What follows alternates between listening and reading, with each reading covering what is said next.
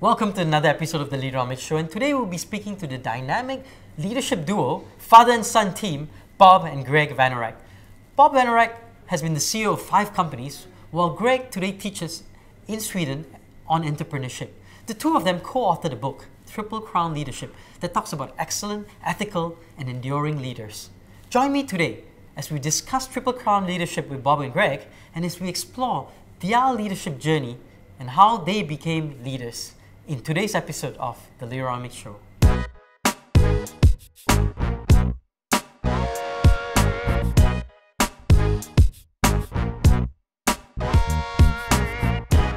Bob, Gregg, welcome to the show. Bob, maybe we can start with you. Tell us a bit about yourself and how you got into this space. I mean, you were in the military, you ran your own businesses, and you ran companies. Was there a defining moment that led you to this space? Well, I wish I could say there was a lightning bolt that came down. Oh, there wasn't? There was no lightning bolt. What I've discovered is that leadership is a lifelong journey. And I think I became interested when I was in high school in athletics, and then I got into the business world. And there were perhaps 2 important incidents that I would share with you. One, in my late 20s, I was a part of a company that was acquiring other firms and merging them in, closing plants, terminating people, and it just didn't seem right. I knew all the finance and all the marketing and all the business stuff that you learn in school, but the way we were dealing with people just didn't seem right. So with my wife's blessing, I quit to seek a better way, and I was just open. And the second incident that I think really had an impact on me was when I read for the first time the writings of Robert Greenleaf on servant leadership, and that it's not about the leader having all the answers, but the leader serves. Those 2 incidents, I think, along with just being open, really formed my leadership journey over many decades. Talk a little bit about ethics. Why ethics in leadership? How important is that? Well, it's critical. And we talk about the ethical imperative. And there's 3 legs of the Triple Crown: excellent, ethical, enduring. We talk about tilts. Sometimes the situation, the people, you have to flex more and emphasize one more than the other.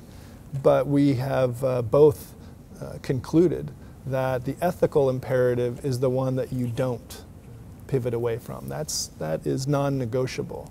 I was teaching the other day and talking about this, and I had a student ask, why are we talking about ethics? It was getting results in business, and it's a tough world, and that's a fair question. And I think there's so many breakdowns out there that have consequences, and I mean, you see it in the global financial crisis, you see it in all these scandals, and it's really demoralizing to people. People are coming to their careers as good people for the most part. They wanted, work hard, be challenged, learn, develop, grow, but be a part of something meaningful. Be a part of something that fits with their values. And I think too many people today work in organizations that fail to live up to their values and aspirations. And too many people get caught up in this game, where it becomes a game. Gregg, the accounting scandal, the Asian crisis, subprime, WorldCom, Enron, the list goes on and on. What is it about people and ethical issues that we can't seem to be able to learn from it? Is there a reason why? What do we need to do? Do we need to keep pushing and educating people? Well, I think a number of reasons. I think we take it for granted. It's just kind of assumed. We spend so much time on our spreadsheets and our strategic planning. But how much time do we spend talking through the ethical dilemma and different scenarios?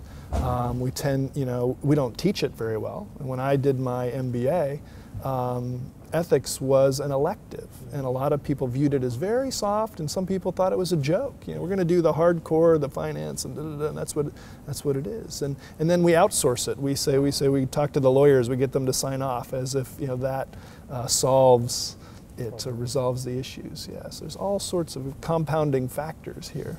I think another factor, Roshan, is the short-term focus. We have to get our numbers short-term. We have to make a profit to stay in business. And our ability to rationalize our behavior. Well, I'll just cut this corner once.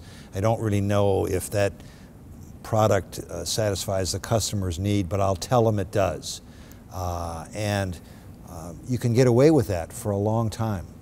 But we're going into a new age. This is the age of transparency. This is the age of social media. This is the age of WikiLeaks. This is the age of cell phone photographs. And what a leader could hide 20 or 30 years ago is not going to be able to do that. And somebody in the organization is going to see what you did, see what you said, see how you cheated on this thing, and they're going to out you.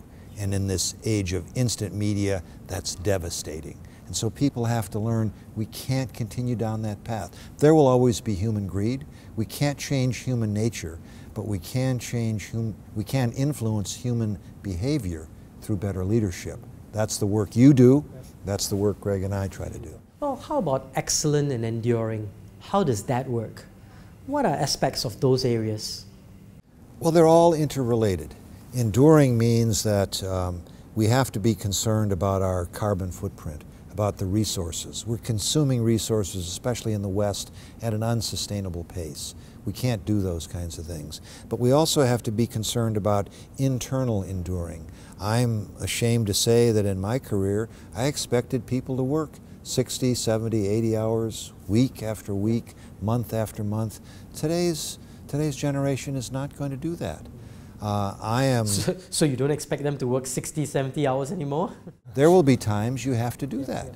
But we have to find the balance in life that Gregg and I talked about. The other part of enduring is your financial practices. I borrowed sales from Q2 to make my Q1 numbers. And then what did I have to do? I had to borrow sales from Q3 to make Q2. I set us up on an unsustainable treadmill. And we have to say, we can't do that anymore. And what about excellent? What are the aspects of that in your book? Well, look, let's face it. We live in a world where if you're a leader, you have to get results.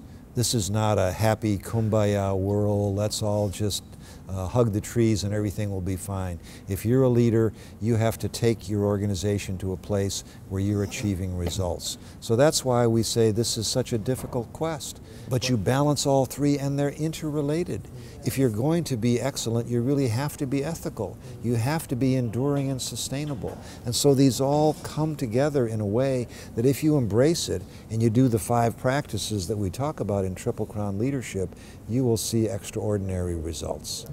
The thing I would add about excellent is we also say it's about your results and also your impacts across stakeholders. And so sometimes in today's short-term focused world that's financially driven, we're focused too much short-term financial shareholder value, and we're neglecting the impacts we're having on employees, on customers, vendors, suppliers, communities, the world, etc. And a leader really has to look at a balanced view, the trade-offs between short and long-term and across these different stakeholder groups and make the tough calls. You know, it's simpler for a leader, Roshan, to say, make money, make my numbers. You know, if I have to cut a corner, that's the way the world is. That's a simple, easy, lazy way out. What we're talking about is a better way. We don't say it's an easy way, but it's something if you do it collaboratively with colleagues who feel the same way, you can find answers. You can make your numbers have impact without cutting corners. You can do it without polluting the water and the air. It just takes people working together, and that's a different brand of leadership. And longer term, that is much more sustainable and much better. Well, Bob, Gregg, thank you so much for being in the show. Really appreciate it. Thank you. Thank you. Thank you.